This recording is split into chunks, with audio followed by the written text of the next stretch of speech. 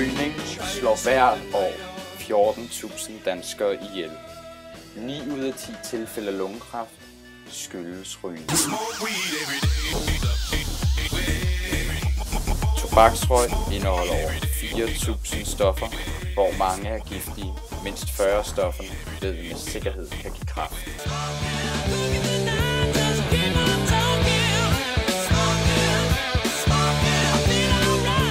En tredjedel af alle de mennesker, der dør af kræft, ville have været i live i dag, hvis de ikke havde røget.